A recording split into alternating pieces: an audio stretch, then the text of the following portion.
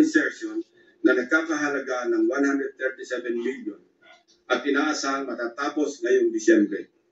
Kasabay ng hagupit ng habagat, inanod na rin ang malaking bahagi ng binubuong dike. We heard grim stories about why these structures fall easily. From the improper embankment mix of gravel, sand, and stones, sheet piles cut in half, and lower grade reinforcement steel bars. Tinipid, sinadyang minali, at shortcut ang pagkagawa. Sad reality, Mr. President, is Tagumpay, still in Nauman, is another case of flood control. Sa taong 2023 at 2024, halos abot kamay na ng mga taga-barangay Tagumpay ang Tagumpay na layunin nitong maging ligtas sa mga pagbaha dahil sa halos 2.55 billion piso na pondong nilaan dito. Binubuo ito ng 10 proyekto sa paggawa ng road dike sa mag-asawang Tubig at Bukayaw River. Sa ulat ng gobernador na bineripika ng aking mga staff ang mga bahagi ng bilyones na proyektong ito, 2 beses na pong nasira ngayong taon. Ang pinakamalala nitong nakaraang bagyong Emong. Sa mga larawan o video na kuha ng aming team, kapansin-pansin nga naman na imbes na graba, buhangin at simento, buhangin ang laman ng structure na ito. Kaya naman, ayon din sa mga residente, sa sandaling magkabukas, mabilis na pumapasok ang tubig at kinakain ang ilalim. Sa aming pag-imbestiga, hindi rin daw di umano masusunod o nasusunod ang dapat na lalim ng pagbabaon ng mga sheet piles na magiging suporta ng buong road dike. Isa pa sa nakita namin, ang barangay Inarawan na dumanas rin ng pagbuho ng bahagi ng river dike. Sa aming pagsisiyasat, isa ang barangay na ito sa pinakamaraming buhos ng proyekto noong 2023 at 2024. Tumabo po ito ng 1.764 billion piso para sa construction ng road dike sa kahabaan ng mag-asawang Tubig. Sa lahat ng proyektong nilaan sa barangay Inarawan, tanging ang SunWest Incorporated ang nakakopo ng mga proyekto. Ito ang contractor na una na nating narinig sa ulat ng Pangulo bilang pang-8 sa mga kontratistang nakakuha ng pinakamarami at pinakamalaking kontrata sa flood control. Mr. President, sinuyod din namin ang ilang pang-barangay na binuhusan ng pondo, ngunit hindi pa rin nakaligtas sa daluyo ng pagbaha dahil sa karamihan ay substandard, gumuho at hindi napanindigan ang pagiging flood control structure. Ilan sa mga ito ang mga sumusunod na ipapakita natin. Sa barangay Pinagsabangan 2, higit 228 billion piso ang pondong nilaan, pero ang reklamo ng mga residente, putol-putol ang pagkagawa ng river control. Malaking bahagi rin ito ang gumuho ng nagdaang habagat. Sa barangay Melgar, nirereklamo ng mga residente ang mababaw na pagkakabaon ng mga bakal sa ginagawang dike. Sa taong ito, 3 coastal road shore protection ang itinatayo na ang suma total ay papalo sa halos 693 milyong piso. Sa barangay Arangin, mayroon ding ongoing projects na nagkakahalaga ng 109 million. Ngunit hindi pa man tapos, ay nasira na uli dahil sa habagat. Mr. President, for 3 years, 19 billion na pondo ang ibinuhos para sa flood control sa Nauhan. Umaapaw ang pondo pero lulubog pa rin sa baha ang mga Nauhenyo. Ano nangyari, Mr. President?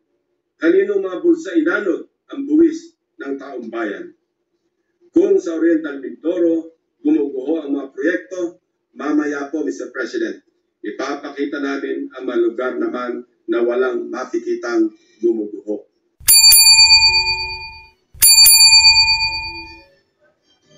Presentation, at alam mo natin na napakahalaga ng issue na ito na malaman po natin kung saan napupunta yung pondo sa flood control at nakikita naman po natin na bilyong-bilyong piso na ang nawawala na dapat napupunta sa taong bayan.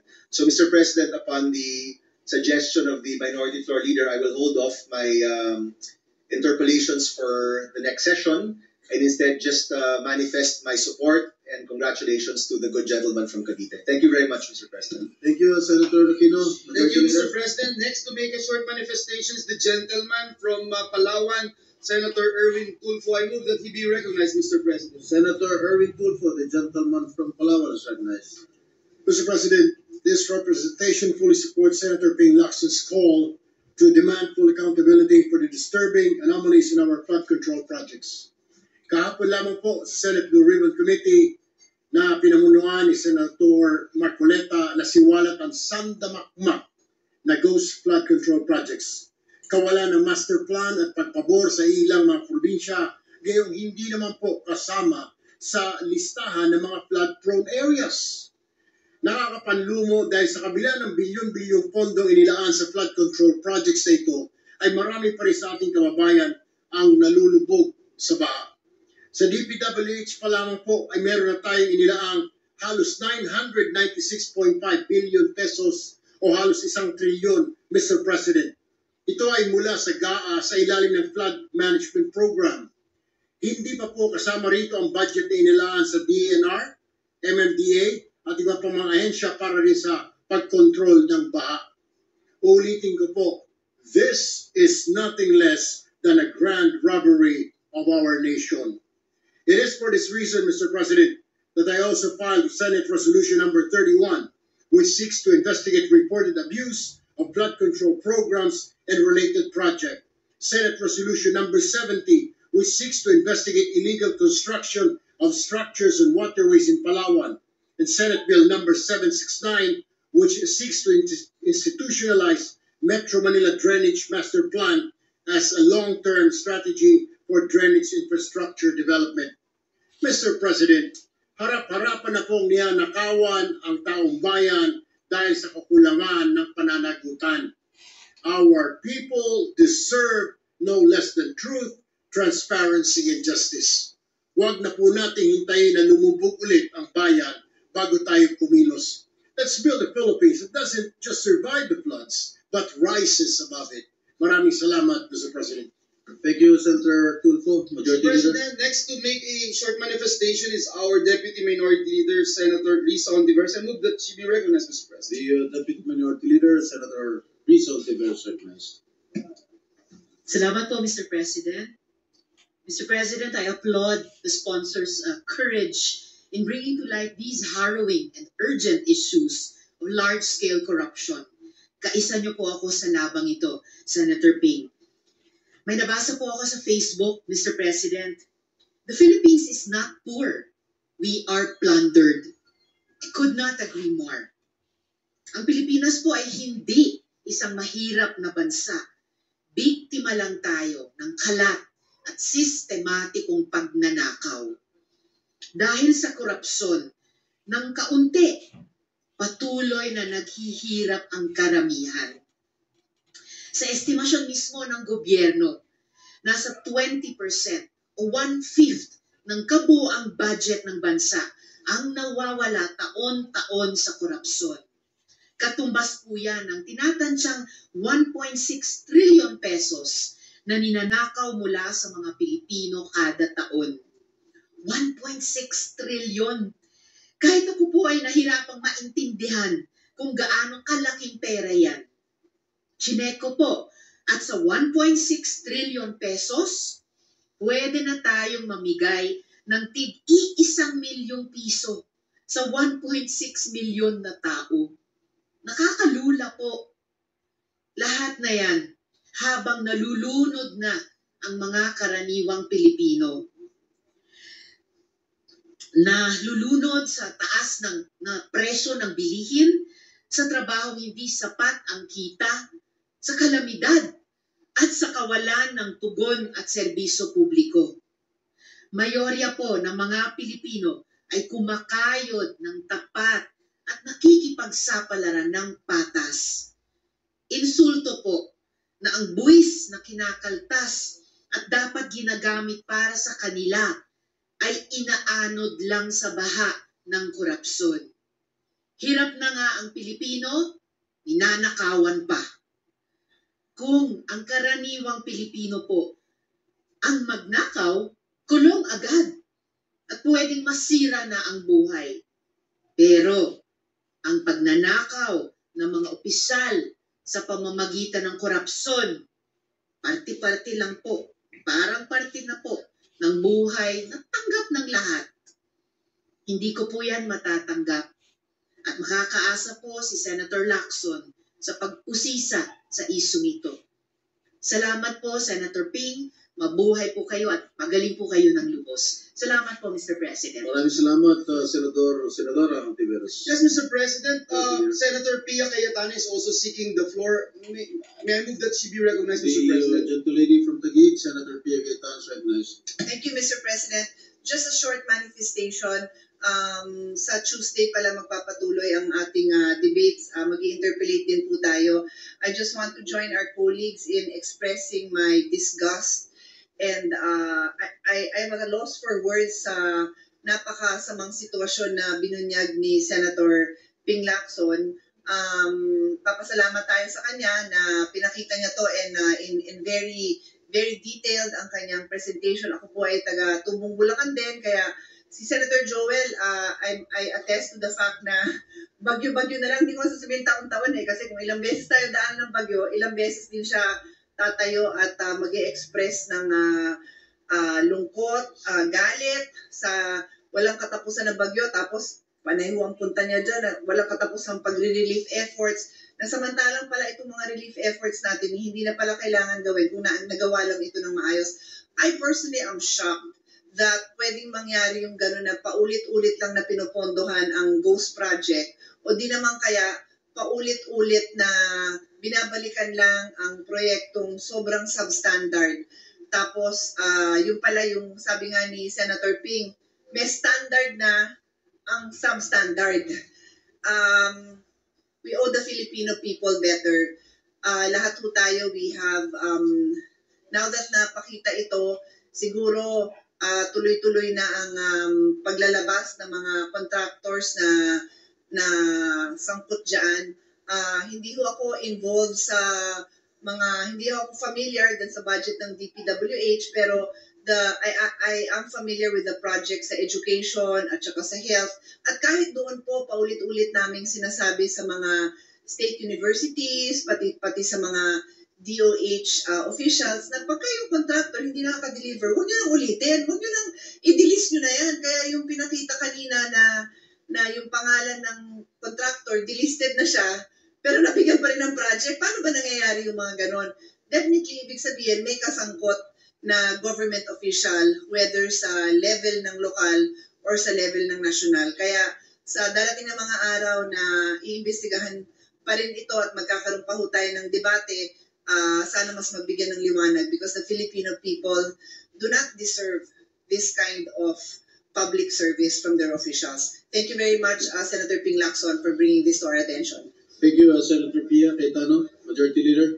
Yes, Mr. President, the gentleman from Pampanga who's also affected by flooding, Senator Kiko Pangilinan, is also seeking the floor. May I move that he be recognized, Mr. President? Senator Kiko Pangilinan is recognized. Maraming salamat sa ating karatig lalawigan ng Bulacan, kinatuan ng Bulacan. Sa Pampanga, totoo po yun. Itong nakaraang bagyo, matapos yung pagbabaha, 16 sa 18 mga barangay sa hometown ng aking tatang, my father, lubog. Pati ang mga bayan ng Pampanga, lubog din.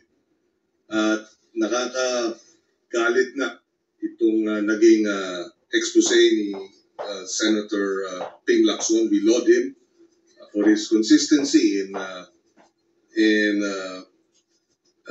with a fine-tooth comb, binubusisi yung ating budget, yung General Appropriations Measure. Mr. President, actually, baka maaring sagutin next week, pag magaling na po si Senator Lacson dito sa aking simpleng katanungan. Sa ganitong katinding trilyong pisong halaga na pagnanakaw sa gobyerno sa ilalim ng public works, ang magiging tanong ko sa Martes sa privilege speech ni Senator Lacson ay, bakit hindi pa nagre-resign yung Secretary ng Public Works? Yun lang po. At naway maisagot sana ng maayos. Kung hindi man ni Senator Lacson, baka dapat yung Secretary of Public Works ang sumagot. Maraming salamat. Thank you, Senator Pangilinan. Mr. President, next to give her manifestation is the distinguished lady from Antique, Senator Lauren Legarda. I move that she be recognized, Mr. President. The gentle lady from Antique is recognized, Senator Legarda. Thank you, Mr. President. I rise today in support of the privileged speech of our esteemed colleague, Senator Ping Lacson, and I echo his outrage at the corruption that continues to stain our flood control programs and many other public projects. Billions and possibly trillions of pesos are lost, substandard works are delivered, and yet year after year the floods still come washing away homes, dreams, and lives. That is why we support this long-term approaches, and there is a proposed tapat na paglilingkod pending measure which does not only punish wrongdoing but seeks to prevent it by embedding strategies that promote integrity in planning, budgeting, and service delivery, by protecting whistleblowers, by making agencies map their own corruption risks, and by teaching integrity as early as our schools. This is a long manifestation, Mr. President. May I request that the whole manifestation of 6 pages be inserted into the record. I would like to commend our esteemed colleague despite his being under the weather. And yes, we must investigate, we must prosecute, but alongside we must also nurture a culture of tapat na paglilingkod so that the next generation will not even think twice about choosing honesty. We congratulate Senator Ping Lacson. Thank you, Mr. President. Thank you, Senator Legarda. Mr. Pre- Majority Leader.